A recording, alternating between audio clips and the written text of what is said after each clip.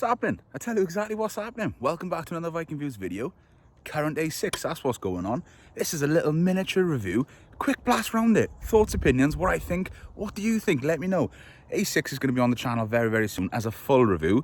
But I want to do that with an S-Line spec. This is only sport spec, so this is literally entry-level A6. But still wanted to show you guys and get you excited for a black edition of a Wolfsburg that's going to be coming through. So let's get into this car. So there we go. As I said, it's literally sports spec, 2-litre diesel, 40 TDI. Obviously, all this new e-tron stuff, that's what they badged up as that. Fake exhaust, it's not happening. Tell you what, 2-litre diesel, it's torquey, drives really well. I think it's about 204 brake off the top of my head. Look at it. I think the car, it's a lovely car, don't get me wrong, but it definitely lacks a little bit. For someone, for me, my personal preference, like they're 18s. They don't look like 18s, you know, there's a lot of profile on there. So I think, you know, that's why I wanted to get an S-Line on the channel, whether that's normal S-Line, black edition, or the Wolfsburg, just to give you the full appreciation of the A6 really. But come on, that's not a bad looking car, is it? I've owned a couple of A6s previous gen. I actually lived with an A6 Avant, that was a sport as well, for about 2.5 weeks, and I gotta say, daily driver, eats up the miles, lovely.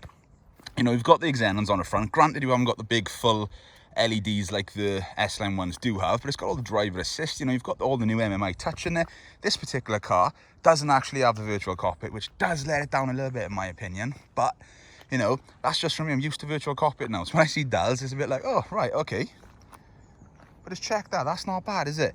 Car has a reversing camera, has the extended driver sensors all around, so you know, it doesn't exactly have the 360 cameras, but what it does have, which is quite nice, is the extended leather. Now I know that's a lot more money. Christ, that's a hell of a lot more money. Right, train, do they not know the Vikings are filming now and there's trains going past? Check that, leather on the dash. That's nice, and I gotta say, it's a comfortable car. I've driven it around all day, filming this towards the end of it, and I've covered about 50 miles in it today, and I gotta say, what a good little hauler that it is. So obviously the great thing with the A6 is the space in the back. Come on, look at that. I'm 6'4", as many of you know. Seat is all the way back. You can still sit in there quite comfortably. No problem at all. I could still sit in there quite comfortably. You know, you've got the big boot on them. Yes, you can pop it on the key, but it means I'm here. There we go. There's plenty of space up in there, isn't it? What can I say? Look at all that. Needs a bit of a clean, like, but it's there. Let's take you on into the inside of this car. Let's show you some of the stuff that's going on with it. Obviously, I tell you what I did notice as well. It's a bit more of a tingier sound and a lighter door than what I'm currently used to. Well, I don't know if that's because I'm in a top spec Q7, but you know, it was a bit different. But yeah, let's go on into it. Look at this. Comfy seats, A6s, great cruisers. All the new tech, I'll show you. Right, so there we go. We're in the front. Look how light that steering is. Come on, let's be honest. That's lovely, isn't it? It's literally effortless. Yeah, I can go on about that all day. Sorry, it's a boiling day today. Height of summer, we're down to about 24 degrees. There is a storm on the way, but none of that. Car stuff, there we go. Look at this. You've got all the new technology in here, which is all quite nice. You know, all the new touchscreen, the way all Audi is going. Of course, being the A6, it has the full screen with the climate down here. Literally all of that. If you want to go into Viking Views, head back. I've shown all this in depth in different videos, so you get a little bit of a nosy around it, and you can see it, but you know what I'm saying, you got your radio on there.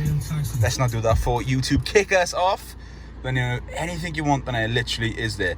Whether that's nav, and it's so easy to use. You know, you got all that new stuff. Literally, you can search it, you can speak to it, it'll put it in. Draw pad down here for whatever you want. Awesome. There we go. See, she even talks to you. And what I've noticed as well with this, it went down a little bit since I've been driving it, because I've been driving it in dynamic. But there we go. So consumption, I've been doing about 30-31 with my foot down, but long-term memory over, you know, 1,648 miles is 46 miles per gallon. Now the biggest thing I noticed when I got in here, granted it's got a full tank, but the range was like 730 miles, and I was thinking, bloody hell. But there we go, that's literally a quick blast of an A6. And obviously one thing I don't particularly like, being a non-S-Line model, just being the entry sport one, yeah, you still got all your LEDs and that, which is nice. Touch as well, very similar platform, but I can't stand the headlining in this colour. It needs to be a grey headlining. But there we go, it was literally a quick blast. There's no posh cameras on this one, there's no nothing, there's no full effort. Like I said, we're saving that for the S-Line, but I wanted to give you guys the new, well, I know it's a 2019 model, but it's still the same as the 2020, 21 that's coming up. There'll be an RS6 coming up as well in this form, which I can't wait to get on the channel. I'm excited for that. But yeah, I know, like we always do the little bit of a rate the cars, etc.